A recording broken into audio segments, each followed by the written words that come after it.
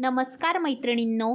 तर आज आपण हरितालिका व्रत कसे करावे त्यामागची कथा व पूजाविधी याविषयी माहिती पाहणार आहोत. हरितालिका हे हिंदू धर्मातील महिलांसाठी आणि कुमारिकांसाठी सांगितलेले एक धार्मिक व्रत आहे. हरिता म्हणजे जिला नेले ती आणि लिका म्हणजे सखी. पार्वतीला शिवप्राप्तीसाठी सखी तपश्चर्येला घेऊन गेली, म्हणून पार्वतीला हरितालिका असे म्हणतात. हरितालिका कथा ही भविष्यपुराणातील हरगौरी संवादात आली आहे. देशाच्या अनेक राज्यात हरतालिका व्रत साजरे केले जाते. भाद्रपद तृतीयेला केले जाणारे हे व्रत यावर्षी शुक्रवारी 6 सप्टेंबर 2024 रोजी केले जाईल. पूजा करण्याची शुभ वेळ या दिवशी सकाळी 6:02 ते 8:33 पर्यंत आहे. तृतीया तिथी 5 सप्टेंबर 2024 रोजी दुपारी 12:21 सुरू होते आणि 6 सप्टेंबर 2024 रोजी दुपारी 3:01 पर्यंत समाप्त होते. हरितालिका व्रताच्या पूजेनंतर कहाणी वाचली किंवा ऐकली जाते. तर ज्यांचे पूजेला जाणे जमत नाही त्यांनी वाचा हरतालिका व्रत कथा. हरतालिका कहाणी. एके दिवशी शंकर आणि पार्वती कैलास पर्वतावर बसले होते. पार्वतीनं शंकराला विचारलं, महाराज, सर्व व्रतात चांगलं व्रत कोणतं? श्रम थोडे आणि फळ पुष्कळ असं एखादं व्रत असेल तर मला सांगा. आणि मी कोणत्या पुण्याईनं आपल्या पदरात पडले हेही मला सांगा.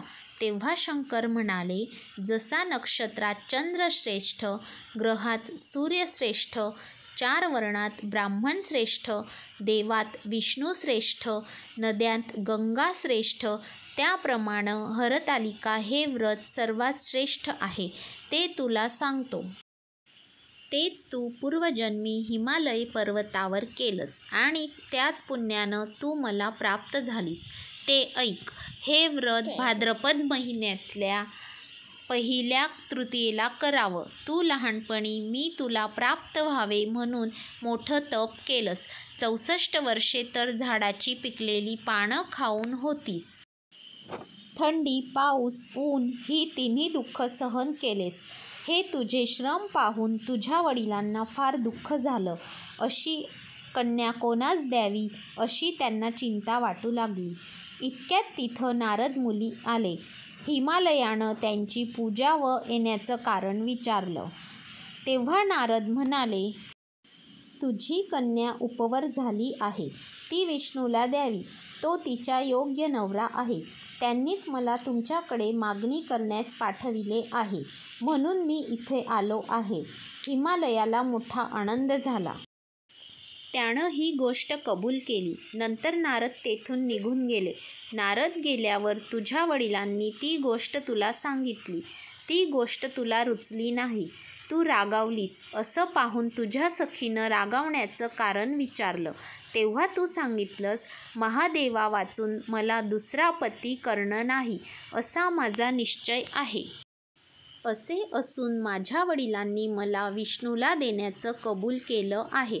ह्याला काय उपाय करावा? मग तुझ्या सखीनं एका घोर अरण्यात नेलं. तिथं गेल्यावर एक नदी दृष्टीस पडली. जवळच एक गुहा आढळली. त्या गुहेत जाऊन तू उपवास केलास. तिथं माझी लिंग पार्वतीसह स्थापन केलीस.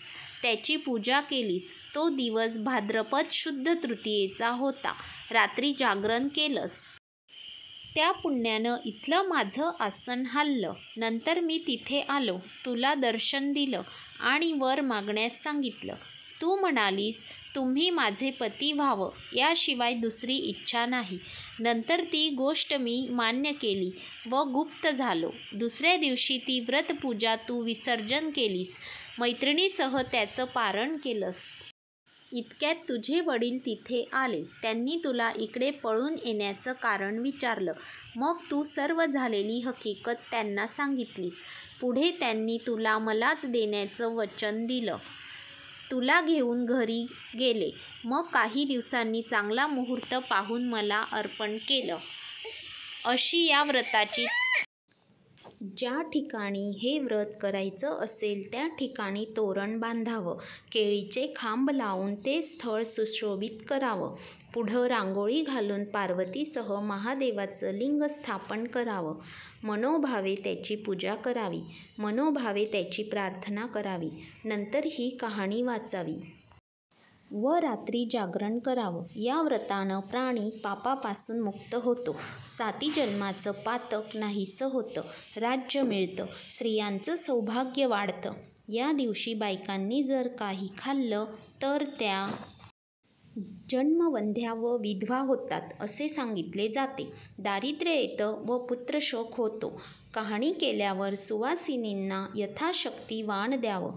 दुसऱ्या दिवशी उत्तर पूजा करावी आणि व्रताचं विसर्जन करावं. मग ते विष्णूकडे आले, त्यांना ही हकीकत कळविली व आपण निघून दुसरीकडे गेले. नारद गेल्यावर तुझ्या वडिलांनी ती गोष्ट सांगितली. ती गोष्ट तुला रुचली नाही, तू रागावलीस. असं पाहून तुझ्या सखीनं रागावण्याचं कारण विचारलं, तेव्हा तू सांगितलंस, महादेवा वाचून मला दुसरा पती करणं नाही असा माझा निश्चय आहे. असे असून माझ्या वडिलांनी मला विष्णूला देण्याचं कबूल केलं आहे. याला काय उपाय करावा? मग तुझ्या सखीनं एका घोर अरण्यात नेलं. तिथं गेल्यावर एक नदी दृष्टीस पडली. जवळच एक गुहा आढळली. माझी लिंग पार्वतीसह तू तेथे स्थापिलीस, त्याची पूजा केलीस. तो दिवस भाद्रपद शुद्ध तृतीयेचा होता. रात्री जागरण केलंस, त्या पुण्यानं इथलं माझं आसन हललं. नंतर मी तिथं दर्शन दिलं आणि वर मागण्यास सांगितलं. तू म्हणालीस तुम्ही माझे पती व्हावे, याशिवाय दुसरी इच्छा नाही. नंतर ती गोष्ट मी मान्य केली व गुप्त झालो. दुसऱ्या दिवशी ती व्रतपूजा तू विसर्जन केलीस, मैत्रिणींसह त्याचं पारण केलंस. इतक्यात तुझे वडील तिथे आले. त्यांनी तुला इकडे पळून येण्याचं कारण विचारलं. मग तू सर्व झालेली हकीकत त्यांना सांगितलीस. पुढं त्यानं तुला मलाच देण्याचं वचन दिलं. तुला घेऊन घरी गेले. मग काही दिवसांनी चांगला मुहूर्त पाहून मला त्यांनी तुला अर्पण केलं. अशी या व्रतानं तुझी इच्छा पूर्ण झाली. याला हरितालिका व्रत असं म्हणतात. याचा विधी असा आहे, त्या ठिकाणी तोरण बांधावे, केळीचे खांब लावून ते स्थळ सुशोभित करावं, पुढे रांगोळी काढून पार्वतीसह महादेवाचं लिंग स्थापन करावं, मनोभावे त्याची पूजा करावी, मनोभावे त्याची प्रार्थना करावी, नंतर ही कहाणी वाचावी व रात्री जागरण करावं. या व्रतानं प्राणी पापापासून मुक्त होतो, 7 जन्माचं पातक नाहीसं होतं, राज्य मिळतं, स्त्रियांचं सौभाग्य वाढतं. ह्या दिवशी बायकांनी जर काही खाल्लं तर त्या जन्मवंध्या व विधवा होतात असे सांगितले जाते. दारिद्र्य येतं व पुत्रशोक नाहीसा होतो. कहाणी वाचल्यावर सुवासिनींना यथाशक्ती वाण द्यावं. दुसऱ्या दिवशी उत्तर पूजा करावी आणि व्रताचं विसर्जन करावं. तर अशा प्रकारे हे हरितालिका श्रेष्ठ व्रत व त्याची कथा कशी वाटली कमेंट करून नक्की सांगा व आपल्या चॅनलला सबस्क्राईब करा. धन्यवाद.